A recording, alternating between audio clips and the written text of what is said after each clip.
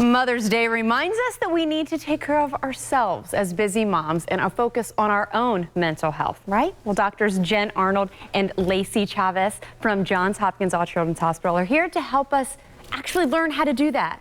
That's a key. We always take care of others, but now we're kind of focusing on taking care of ourselves. But that is one of the most difficult things to do. Welcome.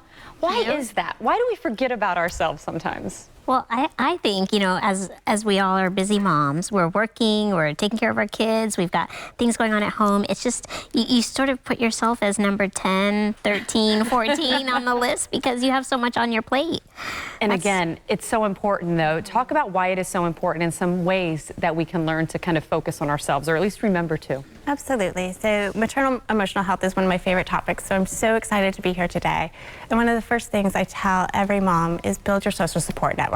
Okay. We know that building a solid support network that is unconditional has so many physical and emotional health benefits. It helps to kind of take the burden off of trying to solve it by yourself, and it reduces that sense of isolation. So it's one of the most important things that we can do. Which we kind of were just doing that a little bit before we got started. We were all sharing the personality traits of our young daughters, what that may mean in the future. We may all be in for it. With that said, though, one thing that seems to just get worse is scheduling continues to get busier, which maybe I shouldn't say the word worse, but that's one of the hardest things to juggle. Any ideas? Yes. So, you know, I have a hard time with this, which I'm sure you do, we all do. But one of the things that I think is most key to prioritize. Prioritize what's important to you and what's important to your kids. And that's going to change over time as your kids get older. My kids are starting to get older. They're in the school age. Things that are so important now are a little bit different than they were 3 years ago. But the second thing is to have that calendar. So once you know your priorities, put it on the calendar, block that time.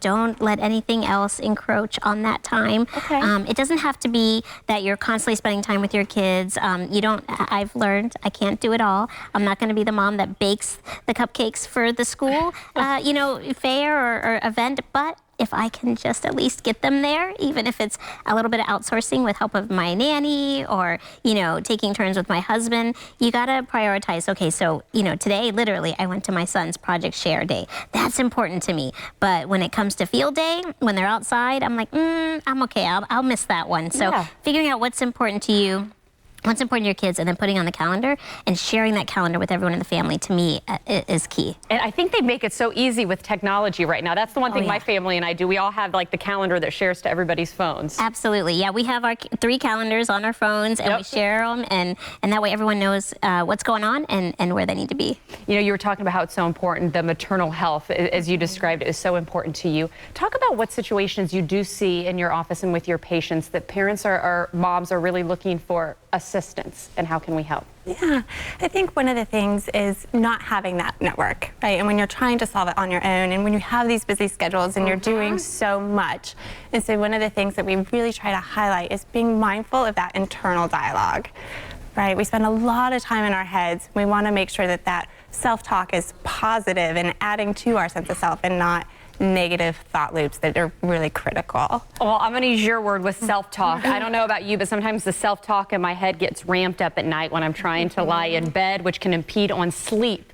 We were talking about how important sleep is, and sometimes that's the thing that's not the thing that's prioritized when it comes to a mom. No, it's so important though to sleep, because otherwise you're just going to tire yourself out, and then you're not going to be any good for your family, for your kids. And so thinking, at least, one of the things that I talk about is sort of simulation and preparing. And so if you can do a lot of the prep work for the week on the weekends when you have a little more time, that can help preserve your sleep time at the end of a busy day that's a work day, a school day. So I do a lot of that on the weekends. I'll say this has been so informative, just to kind of have the conversation. Focus on mom. Just a good reminder to focus on mom.